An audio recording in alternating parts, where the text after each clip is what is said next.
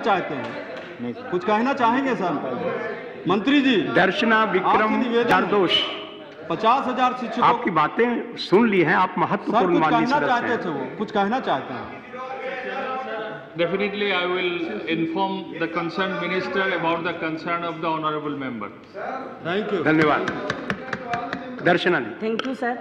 आपको यहाँ बैठ के मुझे हौसला जाहिर हुआ है कि मैं अपनी बात अच्छी तरह से मैं रख सकूंगी। एकदम रख। वैसे तो गिरजा जी भी बैठी हुई थी, काफ़ी महिला सदस्य भी यहाँ पे है जो मेरी बात से सम्मत होगी। पूरी आबादी के 50% तो है और विदाउट 33 रिजर्वेशन के बगैर हम लोग यहाँ तक पहुँचे हैं, तो उसी महिलाओं की आवाज़ के लिए हम लोग यहाँ खड़े हुए हैं। आज मैं ऐसे एक गंभीर विषय पे सदन का ध्यान आकर्षित करना चाहती हूं जो अपने आप में एक गंभीर विषय है और मेरा मानना है कि सरकार को ऐसे विषय पर अपना रुख स्पष्ट करना चाहिए। हाल ही में एक टीवी चैनल के इंटरव्यू में केंद्र सरकार द्वारा मनोनीत महिला आयोग की अध्यक्ष समग्र स्त्री जाति को लज्जित किया है। नाम नहीं लीजिए, खाली अध्यक्ष। उन्होंने खुले तौर पर यह कहा कि सेक्सी यह शब्द अपमानवाचक नहीं है और किसी स्त्री को उससे लज्जित होने की आवश्यकता नहीं है।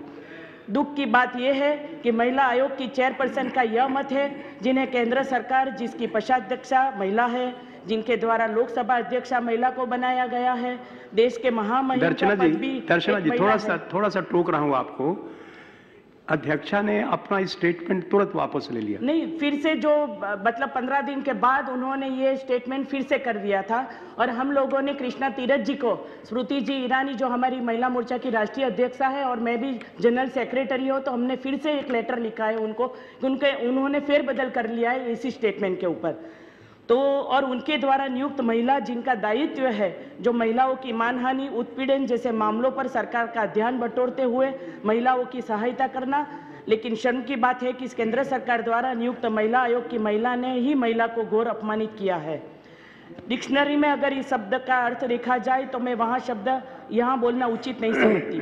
दुख की बात यह है कि सरकार की ओर से अभी तक उसका कोई स्पष्टीकरण भी नहीं किया गया है कि क्या यह सरकार की राय है या सरकार उनके मत से सहमत है या असहमत। देश की आधी आबादी सरकार का मत जानना चाहती है, क्योंकि अपने पुरखों ने कहा है मौनम सम्मति सूचनम, यानी मौन सम्मति का सूचक है। यदि असहमत है तो देश की महिलाओं से उन्हें माफ़ी मांगने को कहते हुए उनका इस्तीफा ले लेना चाहिए, क्योंकि अपना देश सीता गंगा गायत्री को पूजता है। जहाँ नारी का सम्मान होता है वहीं पर देवताओं का वास रहता है।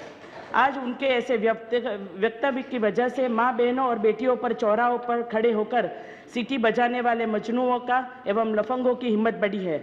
आज पिछले 8 मार्च इसी वर्ष विश्व महिला दिवस के ऊपर दिल्ली में भी ऐसी ही घटना हुई जहां एक लड़की के साथ उनकी हत्या हो गई।